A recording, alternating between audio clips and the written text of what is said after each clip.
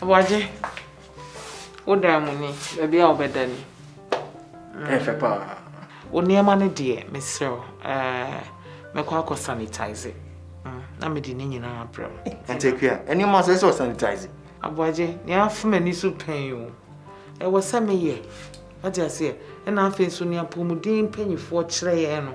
Eno ana me gusu a me ye no. E bebo aye nyina. Why? Afi so me sre wa abuaje. Wo fa e dynamic kire say wo fa dan no. Shen wan ko ho. Mati. No go area. Mati. Abuaje me sre wo me si no go area. Mati me. Enko ho kra, ma hom from akra mfa ho. I wom say ya fumigate there. Nanso on say me sande rubber. I say enim ni akire nyina o. Ti me pacho. Yes o fentin achinchina I say hu no anai me say. We ya ne say bebo am no ni. Mati. Na okay. But here you go. We say okay so a bo pan of that surface. Me share with your number. Mati.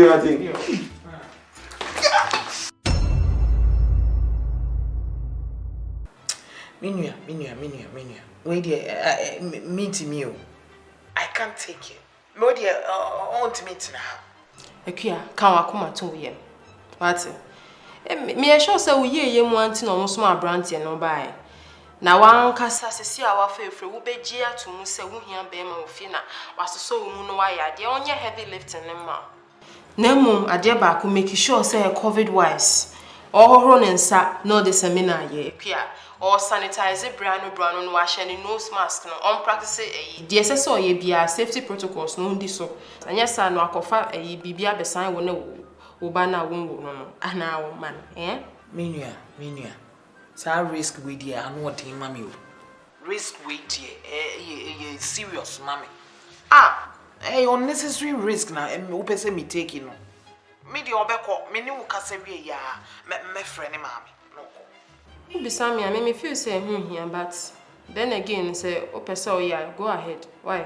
Minya, oh dear, my bassa cry, me bon pie, actually.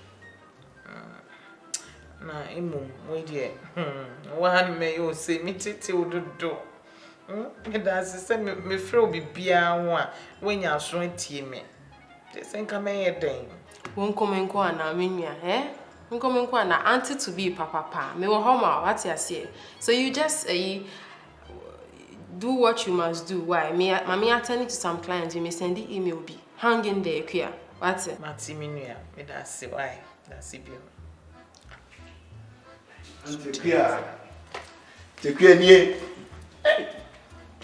Antekia ni. I don't know why was I say social distancing.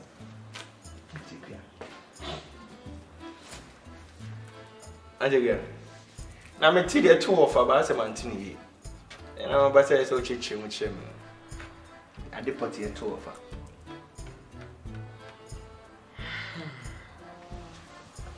Okay. You are too often.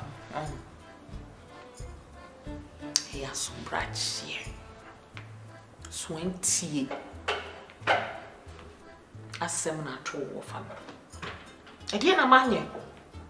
Me ke bibia kamenu masem e chreche wo fa me tie ni semo radio so na me tie wo me hwe TV na me ready me can kai me google niema na me bibia meti bia na me kire wo fa wonye we ahwe ye ya wa hwe ye o ya wasempa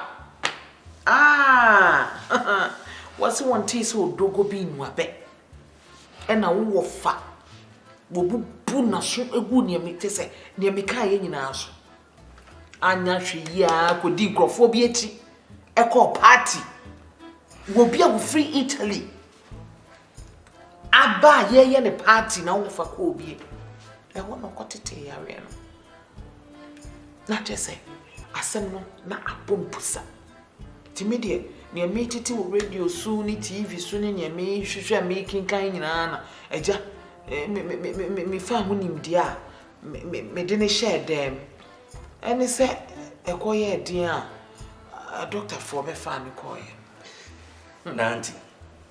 Ebani say no wenye. It is coronavirus who said they are me jindio. Me sure say entro. Now malaria ekukum kofo kwa chance ayare na mo kan COVID-19. Ai fra buchi mama bedua. Na ye be before there. If moje modro.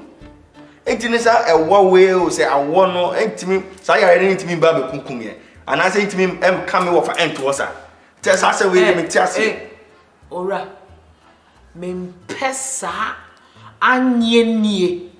Eni anhwe eni asubrache honhom fia ma solve bia meti ha no ma soa yese pa enti fa wo de meka ho en fa wo de meka ho e de na wo ka ne sa no na yare na yese se yade da fom a anka wo fa anka on free hospital mai anka da hospital ka wo fa se ko abefie yese ya grobi ni e di on Ebi oba.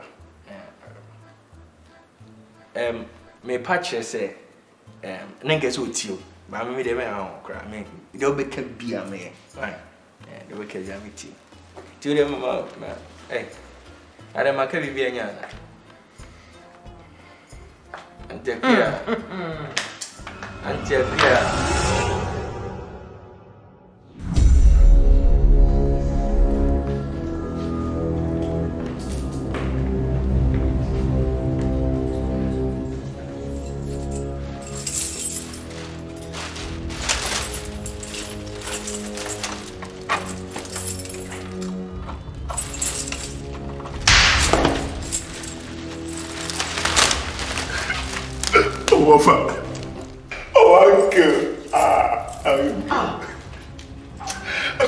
Abaje.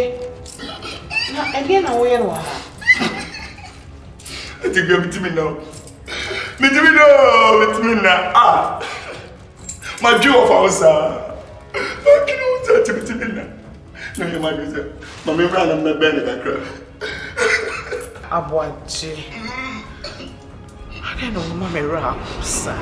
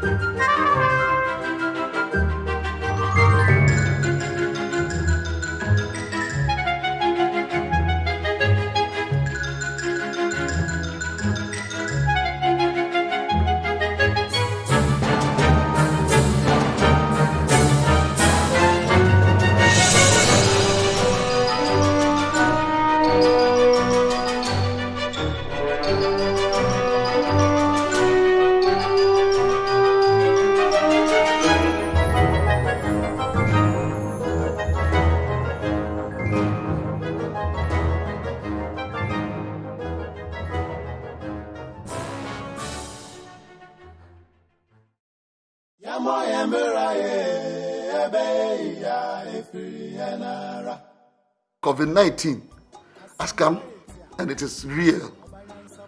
Now, one of the surest ways of combating this sickness is to conform to the recommended protocols. Wash your hands frequently under running water with soap, and where necessary, frequently use hand sanitizer. You need to ensure that when you have to go out, you put on your nose mask.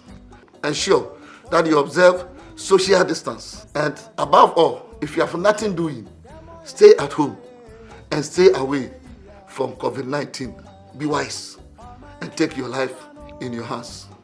Thank you.